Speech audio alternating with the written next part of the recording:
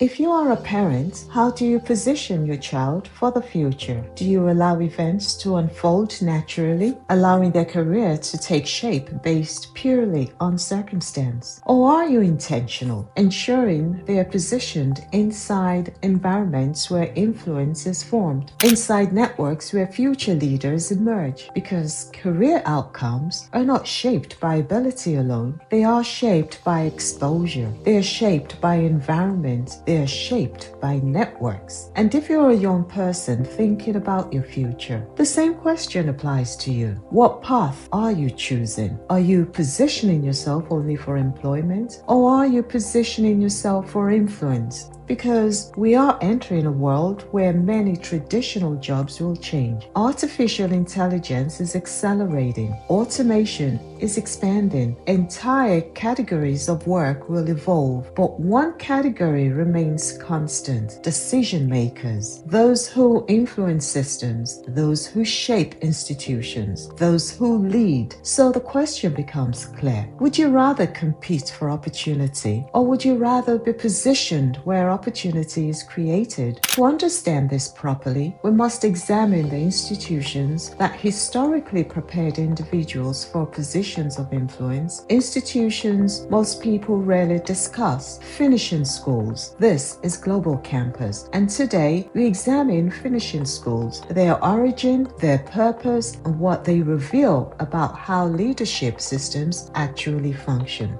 Finishing schools originated in Europe during the 18th and 19th centuries. Their primary centers were in Switzerland and France. Their students came almost exclusively from aristocratic and upper-class families. To understand why they existed, we must understand how power was structured at the time. European society was highly hierarchical. Influence was concentrated within a relatively small number of environments: royal families, political leadership, diplomatic institutions, industrial dynasties. Access to these environments required more than academic education. It required social alignment, understanding protocol, understanding behavioral expectations, understanding how to operate confidently inside elite environments. Finishing schools existed to provide this preparation. They were not academic institutions, they were social integration institutions. Switzerland became the global center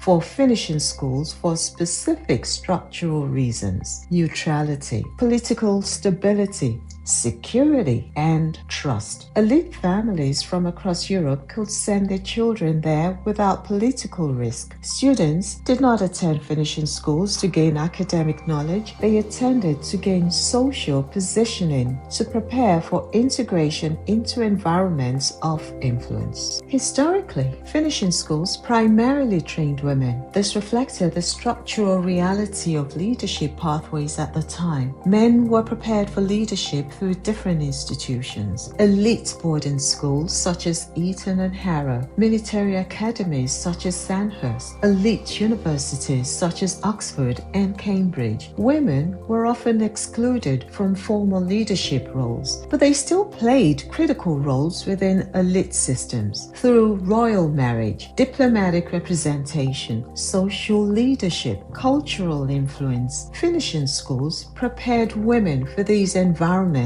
One of the most well-documented examples is Princess Diana. She attended Institut Alpine Weidmannet in Switzerland. Her training included language education, etiquette, social protocol, cultural preparation. This training did not make her royal, but it prepared her to operate effectively inside royal and diplomatic environments. This distinction is critical. Finishing schools did not create leadership trajectories. They refined individuals already positioned for leadership environments. Finishing schools did not focus on academic subjects. They focused on behavioral capability. Students were taught international etiquette, formal communication, public speaking, diplomatic protocol, cultural intelligence, social confidence. These skills directly influenced how individuals were perceived, and perception has always played a powerful role in leadership selection. Consider a modern example. Imagine two individuals with identical qualifications, same degree, same technical competence, but one communicates with hesitation, the other communicates with calm clarity and confidence. Which individual is more likely to be trusted with leadership responsibility? In most cases, it is the individual who appears confident and composed. Finishing schools trained individuals to operate with that composure. They did not create intelligence, they refined behavioral alignment with elite environments. Universities develop competence. Finishing schools refine social integration. Both influence leadership pathways, but through different mechanisms. Universities and finishing schools served different structural roles. Universities developed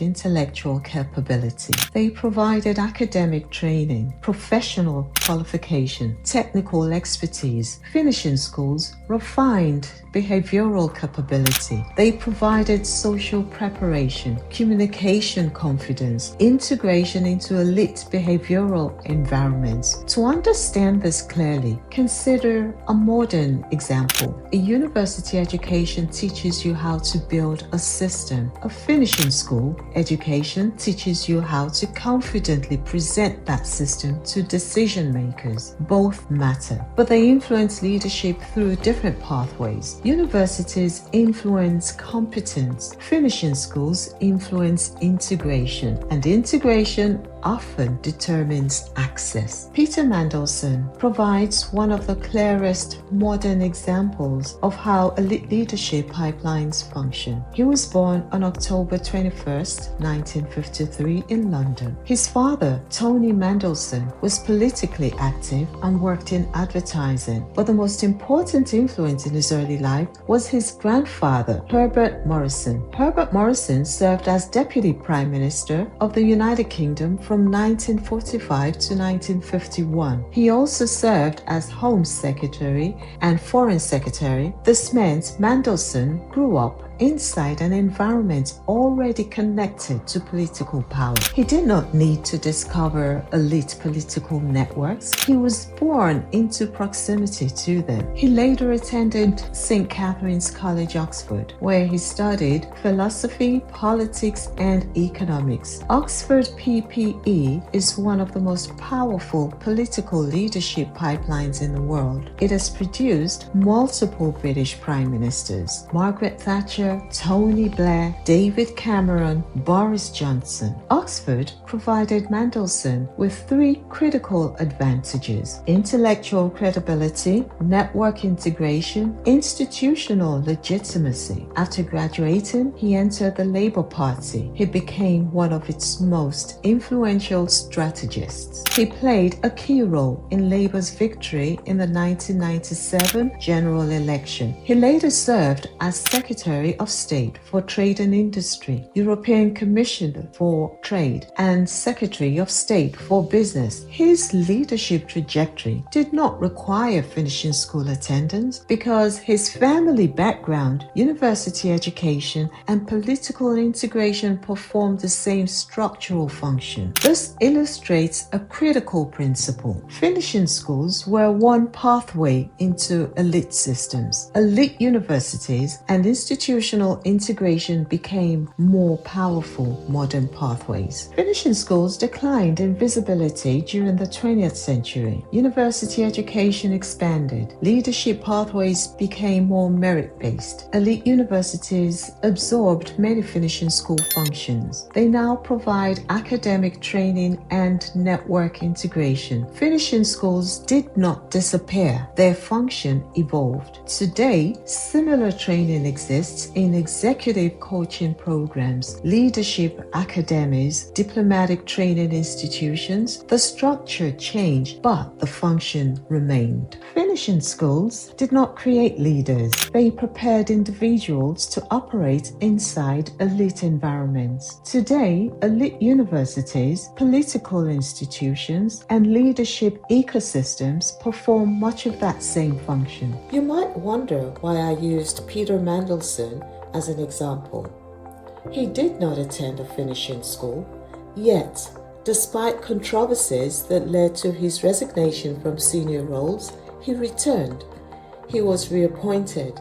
He was entrusted again with positions of national and international importance because his family background, his Oxford education, and his early institutional integration produced the same structural outcome. He was integrated. He was trusted. He was positioned. Leadership is not determined by education alone. It is determined by competence, execution, trust, and integration into networks of influence. This is Global Campus, and this is how leadership systems actually function. If you found this valuable, subscribe to Global Campus because understanding institutions is essential to understanding power. I am Adeola Komolafe Aluem.